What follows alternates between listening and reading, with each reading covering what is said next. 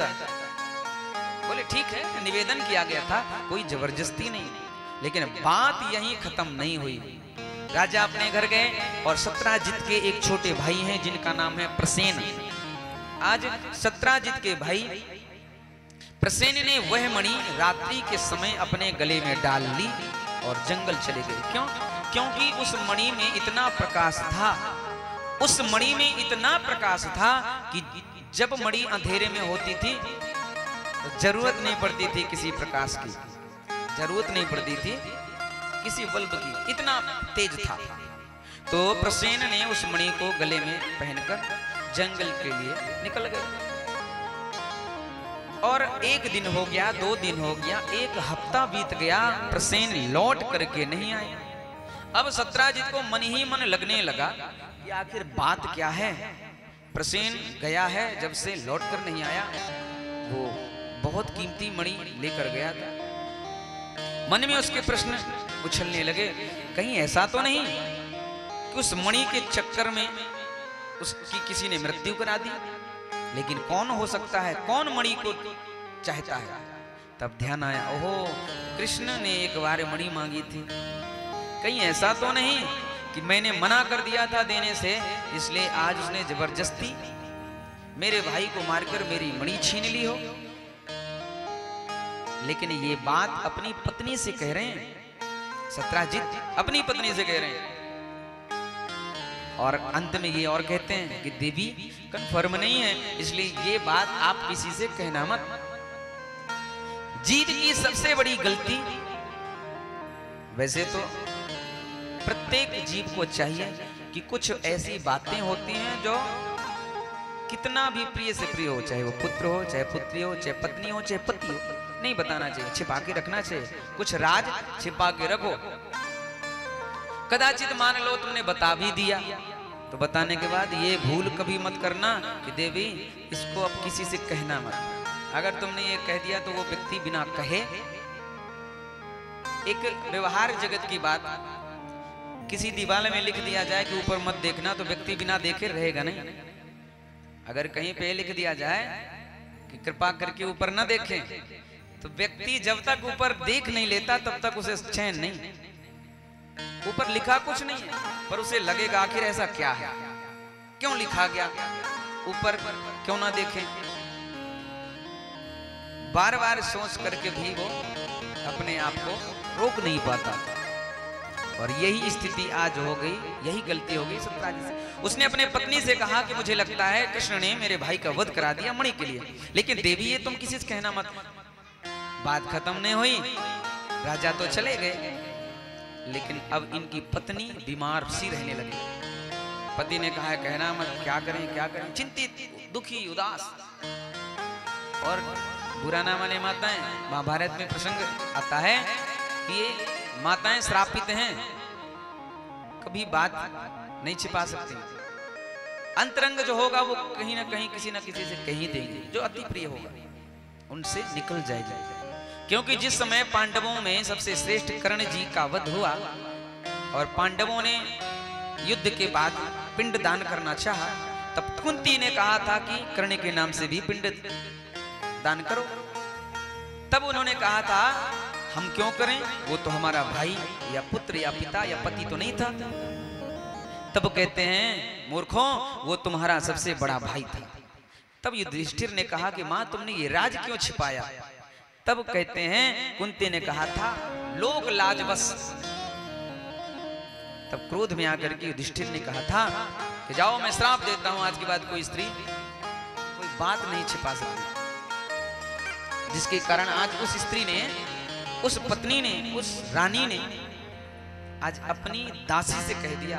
दासी ने जब ये कहा कि बहन तू बड़ी दुखी, बड़ी उदास, क्या बात है, मुझसे कहेगी नहीं, तो ये कह करके रानी ने दासी से बता दिया कि बहन देख मैं तुझसे तो कह रही हूं पर तू किसी से मत कह। उसने कहा मुझे क्या पड़ी। उसने दासी को कहा, दासी ने अपनी सहेली को कहा, सहेलियों ने अपनी सहेली से कहा, और करने करने जपन जना।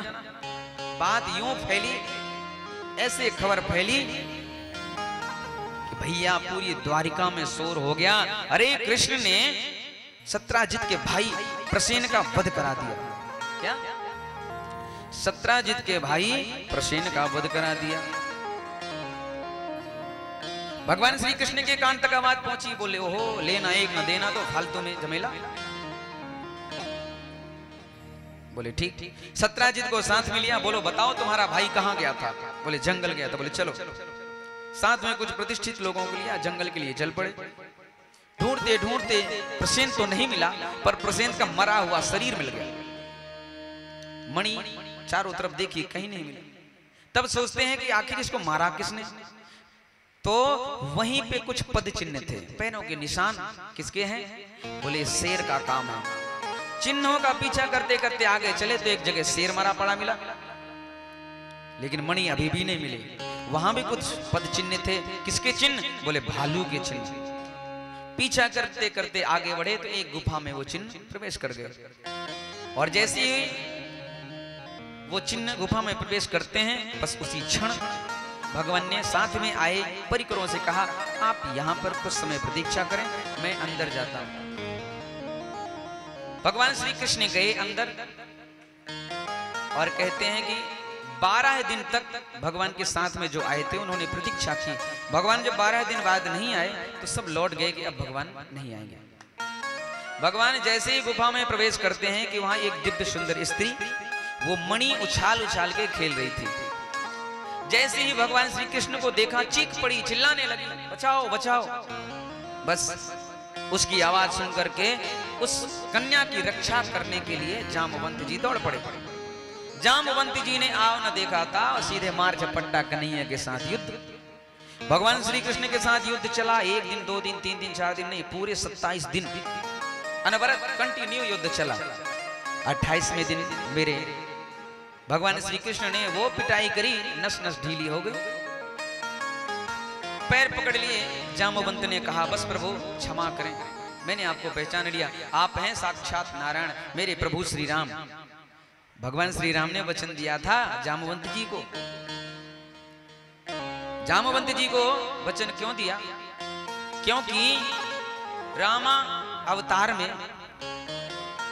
भगवान ने जब उपहार बांटे तब जामवंत जी ने एक ही बात कही कि प्रभु इस युद्ध में मेरे हाथों की खुजली नहीं मिटी, मेरे समान कोई योद्धा नजर नहीं आया, क्यों ना आपसे दो हाथ हो जाए। भगवान ने कहा उसके लिए तुम्हें प्रतीक्षा करनी पड़ेगी, द्वापर युग में हम आएंगे और तुम्हारे साथ युद्ध करेंगे। और आज वो इच्छा भगवान ने पूरी करी। जामवंत जी की युद्ध किया। जामवंत जी को स्मरण हो आया। अब पूछा जामवंत जी ने कि प्रभु आपके यहाँ आने का हेतु, आप यहाँ तक कैसे आए? तब भगवान श्री कृष्ण कहते हैं, भैया कुछ मत पूछो, हमारे जीवन में कलंक लग गया है। अच्छा, और ये मणि लेने आए हैं, मणि दे दो। जामवंत जी ने कहा, मणि अगर आपको चाहिए तो पहले आप मेरी पुत्री से विवाह करें, इसके बाद मणि साथ में ले जाएं। भगवान ने कहा ठीक है। जामवती जी के साथ विवाह किया। भगवान मणि लेकर आए, सत्राजित को सभा में बुलाया और सत्राजी को मणि सौंप दी। सत्राजित बड़े लज्जित हुए। राम राम, मैंने भगवान को दोषारोपण लगाया, अपराध हो गया, गलती हो गई, क्या करें? सोचते हैं कि भगवान को अपनी कन्या अर्पण कर दें। ठीक यही किया।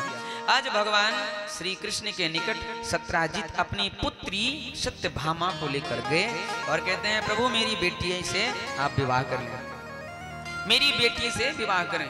भगवान ने कहा ठीक है। भगवान ने सत्यभामा से विवाह किया। सत्राजित ने कहा दहेज में ये मणि ले लो। भगवान ने कहा ना, इस मणि के बारे में सोचा था तो इतने पापड़ बेलने पड़े, और कहीं ये मणि घर आ गई तो क्या होगा? बोले मणि नहीं चाहिए, अगर तुम्हें कुछ देना ही है तो एक काम करो, मणि में जो सोना निकलता है मणि से, वो सोना आप हमारे कोष में भेज दिया करो, मणि नहीं चाहिए। सत्राजित हंसे, बोले वाह महाराज बड़े होशियार हो, भैंस नहीं चाहिए, भैंस का दूध भेजते जाओ। बात तो यही, मणि की सेवा कौन करेगा भाई? मणि से जो सोना निकले वो भेज दो। बोले ठीक। एक राजा है और जिसके लिए कहते हैं कि सतधनवा नाम के जो राजा, सत्राजित ने अपनी पुत्री का विवाह करने का वचन दे दिया था कि हम अपनी बेटी का विवाह तुम्हारे साथ करेंगे और मणि तुम्हें प्रदान करेंगे। आज जब कृष्ण के साथ सत्राजित ने विवाह कर दिया तो काका अक्रूर ने सत धनवा को भिड़काया, ले तू देखता रह गया। तेरा विवाह जिससे होना था उसका विवाह तो कृष्ण से हो गया, मणि तुझे मिलनी थी वो तो मिली नहीं। ऐसा उकसाया कि सत धनवा सब कुछ भूल करके चला और आज सत्राजित का वध कर दिया और मणि कब्जे मिली और भागा, मणि लेकर के भागा। अब डरा कि भगवान कृष्ण को अगर पता चलेगा तो मुझे छोड़ेंगे। अक्रूर ने उकसाया और मणि सत धनवा से ले लिया, बोले तू भग जा, तू देश निकल जा, दूसरे देश में चले जा, तेरी रक्षा हो जाएगी। भगवान श्री कृष्ण अपनी धर्मपत्नी सत्यभामा को लेकर के ससुराल आए। सत्यभामा अपने पिता के लिए बहुत रुदन करते हैं।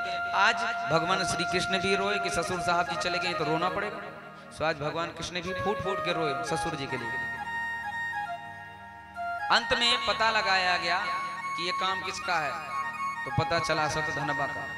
भगवान पीछा करते हैं और आज सतधनवा का भगवान ने उद्धार कर दिया। सतधनवा का भगवान ने उद्धार कर दिया, लेकिन अभी भी मणि नहीं मिली।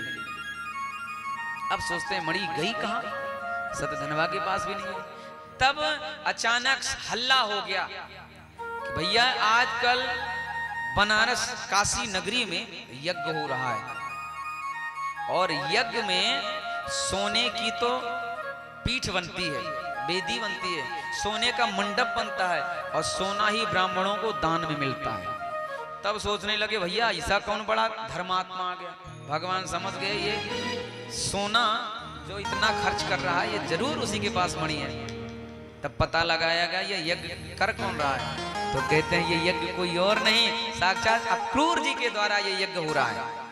भगवान बलराम को साथ में लेते हैं, बनारस पहुंचे काशी। काका ने देखा कृष्ण बलराम को तो थर थर कांपने लगे, लगता ही नहीं पता लग गया। सत्कार किया भगवान का। भगवान ने पूछा काका जी हमको पता है मणि आपके पास है, आप हमें मणि दे दें। आज लोभ, अक्रूर जानते हैं कि ये साक्षात नारायण हैं, फिर भी लोभ बस झूठ बोल गए, नहीं प्रभु मेरे पास मणि नहीं है। भगवान ने कहा अच्छा मणि नहीं है तो फिर ठीक है। भगवान ने तुरंत सुदर्शन को स्मरण किया, थर थर कांप लगे, महाराज मेरे पास ही है, मेरे पास। ला करके रख दी मणि, ला करके भगवान को सौंप दी। मणि लेकर के भगवान वहां से आए। इस प्रकार से भगवान के 3 विवाह हुए, पहला रुक्मिणी के साथ, दूसरा जाम्बवती के साथ, तीसरा सत्यभामा के साथ। बोले बांके बिहारी लाल की जय, जय जय श्री राधे। जब याद तुम्हारी आती है मैं तेरे दर पर आता हूँ। जब याद तुम्हारी आती है मैं तेरे दर पे आता हूँ। जब याद तुम्हारी आती है मैं तेरे दर पर आता हूँ। जब याद तुम्हारे आते हैं मैं तेरे दर पे आता हूँ। अपनी दुख सुख को हे मोहन, अपनी दुख सुख को हे मोहन, मैं रो रो तुम्हें सुनाता हूँ। जब याद तुम्हारी आती है मैं तेरे दर पर आता हूँ। जब याद तुम्हारे आते हैं मैं तेरे दर पे आता। श्री राधे।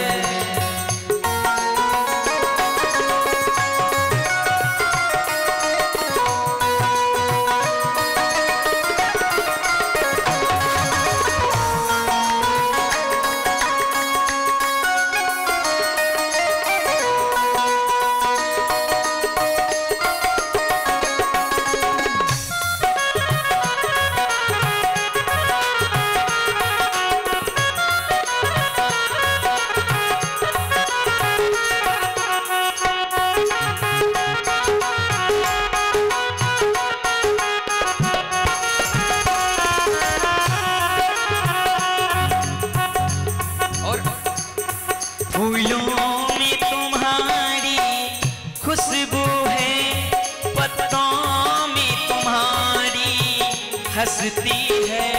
फूलों में तुम्हारे खुशबू है, पत्तों में तुम्हारे हंसते हैं। पर फूल नहीं है पास मेरे, पर फूल नहीं है पास मेरे, तो नयन चढ़ाने आया जब यार तुम्हारे आते हैं, तेरे दर पे आता हूँ।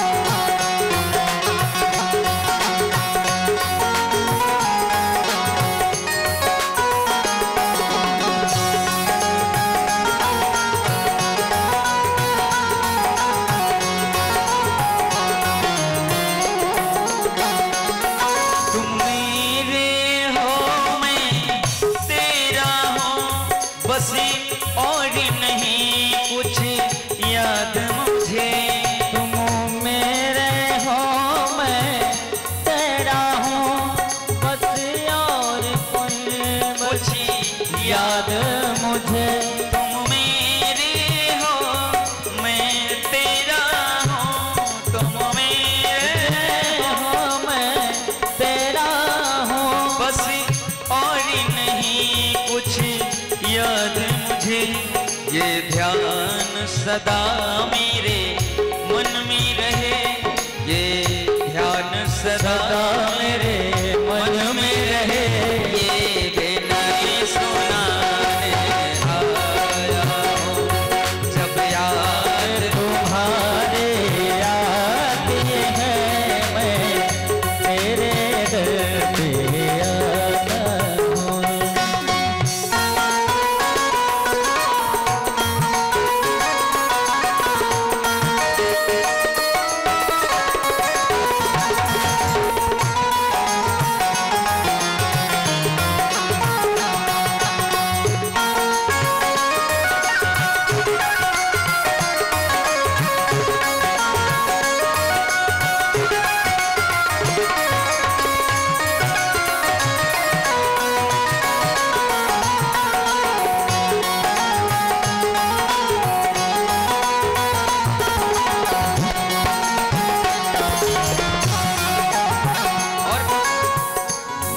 तुम मेरे प्यारे सांवरिया, मेरा तुमसे हमेशा नाता है।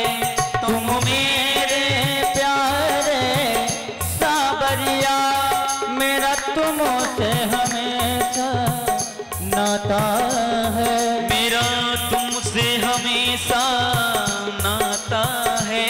मेरा तुमसे हमेशा नाता है।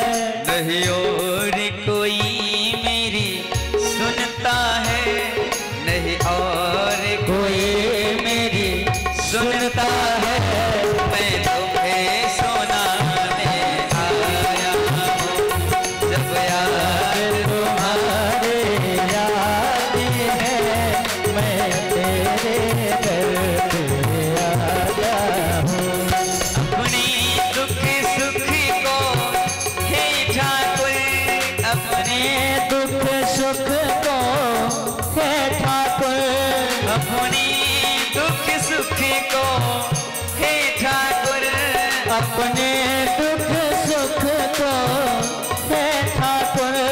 मैं रो रो तुम्हें सुनाता हूँ जब याद तुम्हारी आती है, मैं तेरे दर पर आता हूँ जब याद तुम्हारे आते हैं, मैं तेरे दर पे आता हूँ। मैं तेरे दर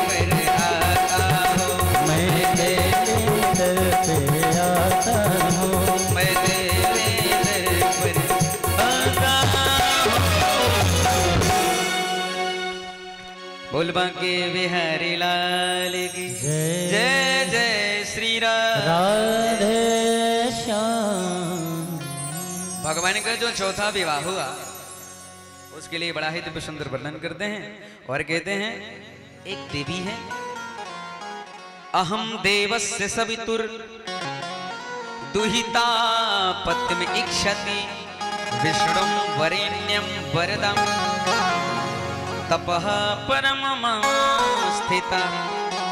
ये देवी जी कौन है? तब कहते हैं ये है साक्षात यमुना, कालिंदी है। और ये विष्णु वरेण्यम, भगवान विष्णु भगवान नारायण की आराधना, कृष्ण की आराधना कर रही हैं। किस लिए? तब कहते हैं पतिमा इच्छति, पति के लिए। भगवान श्री कृष्ण को पति रूप में प्राप्त करने के लिए तपस्या कर रही हैं यमुना मैया।